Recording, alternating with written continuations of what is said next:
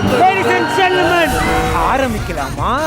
நான் வரணும்னு ரொம்ப ஆசைப்பட்ட போல அதான் வந்துட்டேன். I like the way. எங்களுக்கு கிடைச்சிருக்கிற ரிப்போர்ட் படி தேவியோட டெட் பாடி கிடைச்சப்போ அவங்க போட்டிருந்த நகையெல்லாம் அப்படியே தான் இருந்திருக்கு. முகம் மட்டும் செதஞ்சிருக்கிறதா ரிப்போர்ட்ல இருக்கு. சோ கொலை பண்ணவங்க பணத்துக்காக இத பண்ணவே இல்லை. பர்சனல் வெஞ்சன்ஸ்க்காக தான் கொண்டு இருக்காங்க.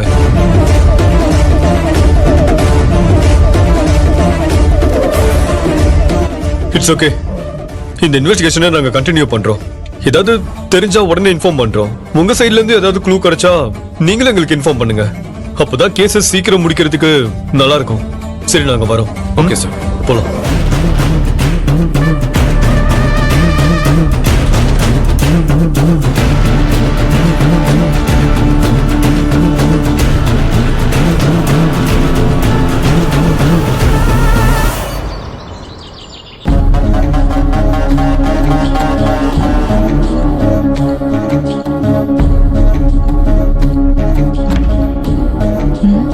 ஸ்ருதி,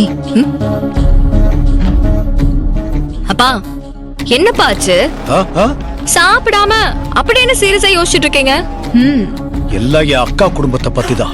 திரும்பவும் ஆரம்பிச்சிட்டீங்களா? ஏன்பா உங்களுக்கு ஒரு தடவை சொன்னா புரியாதாப்பா? அவங்க நம்மள அசிங்கப்படுத்தி அனுப்பியிருக்காங்கப்பா. என்ன பண்றதுடி? வளர்த்த பாசம் இன்னும் இருக்கதானே செய்து இவருக்கு. என்னங்க பாக்குறீங்க? நான் தான் சொல்லிட்டேன் அந்த குடும்பத்துக்கும் நமக்கும் எந்த சம்பந்தமும் இல்லைன்னு. அப்புறம் எதுக்கு நீங்க இன்னும் அவங்கள பத்தியே நினைச்சிட்டு இருக்கீங்க? நான் அந்த குடும்பத்தை பத்தி யோசிச்சுட்டு இருக்கேன் தான் சொன்னேன். கவலைப்படுறேன்னு சொல்லலையே.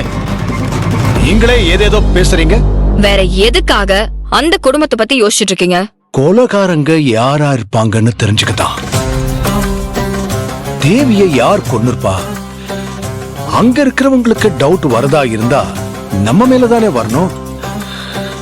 ஆனா யாருமே நம்மள பத்தி யோசிக்கவே இல்ல போல் இருக்கே. ஏன் நீங்களே போய் ஏன் எங்களை சந்தேகப்படலன்னு கேட்க வேண்டியதானே? பின்ன என்னங்க, நாம தான் அந்த பேபி எதுவே பண்ணலையே. இதுக்கு மேல அவங்களுக்கு நம்ம மேல டவுட் வந்தா என்ன, வரலனா என்ன? நான் சொல்ல வரத கொஞ்சம் முழுசா கேளு. நம்ம மேல யாருக்கும் டவுட் வரல. ஆனா அந்த சத்யா எப்படி என் அக்கா தான் தேவிய கொன்னான்னு ஸ்ட்ராங்கா சொல்றா. ஐயோ, அதேதான் நானும் சொன்னனே. உங்க அக்கா நம்ம விஷயத்துல நடந்துகிட்ட மாதிரி தேவி விஷயத்திலயும் ஏதாவது செஞ்சிருக்கலாம்ல? இல்லம்மா, நானும் நீ சொன்னதை யோசிச்சேன். ஆனா எப்படி பார்த்தாலும் செல்வநாயகியாத்த தேவியை கொன்றிருக்க மாட்டாங்கன்னு தான் தோணுது. எனக்கும் அப்படிதாம்மா தோணுது. ஆனா எதை வச்சு சத்யா அப்படி சொல்றான்னு தான் தெரியல. அதுவும் அன்னைக்கு அவ பேசினதை கவனிச்சிங்களா? அதுல கோபம் நிறைய தெரிஞ்சது. அப்போ அவளுக்கு அக்கா மேல 1% கூட டவுட்டே இல்ல. 100% அவ தான் தேவிய கொன்னான்னு தெரிஞ்சுக்கிட்டு பேசுற மாதிரி தானே இருந்துச்சு. நீங்க 2 பேரும் இதை இவ்வளவு தூரம் யோசிக்கிற அளவுக்கு இது ஒண்ணுமே கிடையாது. சத்யாவுக்கும் உங்க அக்காவுக்கும் ஆரம்பத்துல இருந்தே ஆகாது. அதுவும் இல்லாம தேவிய உங்க அக்கா டார்ச்சர் பண்ணாங்க. சத்யாவுக்கு அது நல்லாவே தெரியும். அவங்க 2 பேரும் இப்ப க்ளோஸா தானே இருந்தாங்க. என்னமோ அவங்க கூட பிறந்த அக்கா தங்கச்சி மாதிரி எல்லாம் நடந்துக்கிட்டாங்க. அப்ப அந்த தேவி சத்யாவுக்கிட்ட உங்க அக்கா மேல இருக்க வன்மத்தை கக்கிருப்பாள்ல, அது அத்தனையும் சத்யாவோட மைண்ட்ல அப்படியே இருந்திருக்கும்.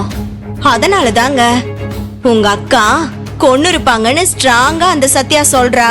அது இல்ல சுபத்ரா, தேவி காணாம போன அன்னைக்கு நைட்டு சத்யாவை நான் கண்ணதாசன் தெருவுல வச்சு பார்த்தேன். அன்னைக்கே அவ மேல எனக்கு ஒரு டவுட்டாவே இருந்துச்சு. ஏன்னா அப்போ அவளுக்கு அங்க என்ன வேலை? அவளை பார்க்கும் போதே அவ நார்மலாவே தெரியல. அவ நடவடிக்கையே டிஃபரெண்டா இருந்துச்சு.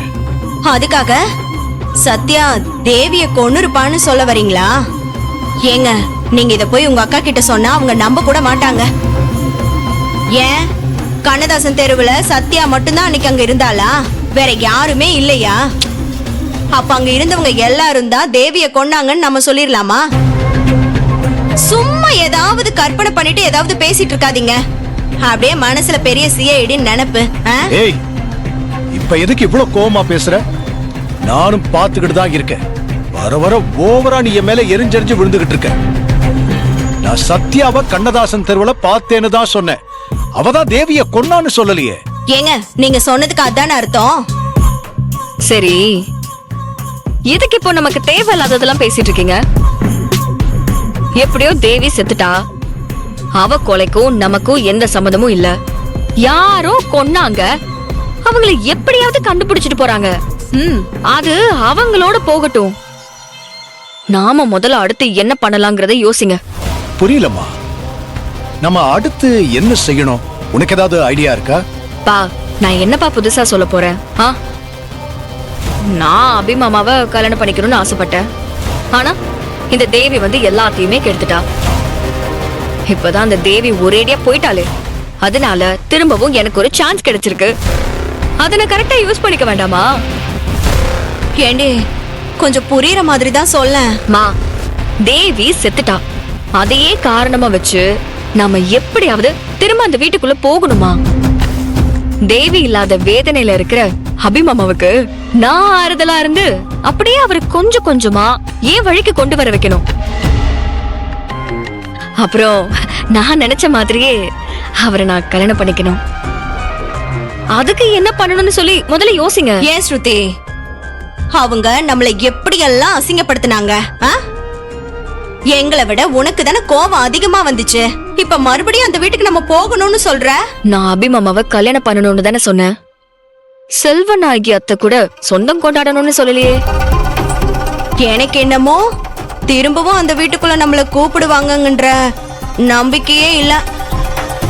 அதை விட முக்கியமான விஷயம், சத்யா அங்க இருக்கிற வரைக்கும் நம்ம அந்த வீட்டுக்குள்ள போகவே முடியாது.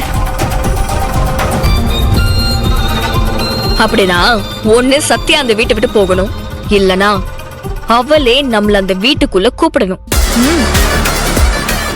எனக்கு தெரிஞ்ச செகண்ட் ஆப்ஷன் தான் இப்போதைக்கு பெஸ்ட்னு தோணுது. அது எப்படின்னு யோசிப்போம்.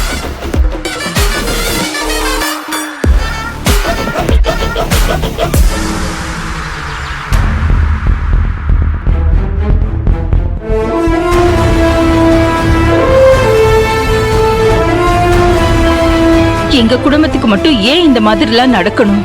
நல்லா இருந்த குடும்பத்துல திடீர்னு இடி விழுந்த மாதிரி எல்லாரும் இப்படி என்ன செய்யறதுன்னு தெரியாம தவிச்சுக்கிட்டு இருக்கோம். தேவி இப்படி எங்க எல்லாரையும் மொத்தமா விட்டுட்டு போயிடுவான்னு யாருக்கு தெரியும்? போலீஸ் என் வீட்டு வாசப்படி ஏறி வந்துட்டாங்க. தேவி போன அதிர்ச்சியில இருந்தே அபி மீள முடியாம இருக்கான். ஆனா போலீஸ் அவனை என்னமோ அக்யூஸ்ட் மாதிரி விசாரிச்சுட்டு போறாங்க. அத நினைச்சா எனக்கு இன்னும் வேதனையா இருக்கு. போலீஸ் உங்க பையனை விசாரிச்சதெல்லாம் நீங்க தப்பா எடுத்துக்காதீங்க. அவங்க ஒண்ணு ஹார்ஷா பிஹேவ் பண்ணலையே, நார்மலா தானே விசாரிச்சாங்க. இன்ஃபேக்ட் போலீஸ் ஒரு இன்வெஸ்டிகேஷனை ஸ்டார்ட் பண்ணும்போது யாரு கம்ப்ளைண்ட் கொடுத்தாங்களோ அவங்க கிட்ட இருந்து தான் ஸ்டார்ட் பண்ணுவாங்க. அதே மாதிரி தான் இதுவும். இன்ஃபேக்ட் போலீஸ் அவங்களுக்கு தேவையானதெல்லாம் பேசி டீடைல்ஸ் எல்லாம் தெரிஞ்சுக்கிட்டு போயிருக்காங்க. அவ்வளவுதான். ஆமா ஆண்டி, இது எல்லாமே உங்களுக்கு தெரிஞ்சது தானே. அப்புறம் ஏன் நீங்க ஃபீல் பண்ணிட்டு இருக்கீங்க? விடுங்க, கூடிய சீக்கிரமே எல்லாமே சரியாயிடும்.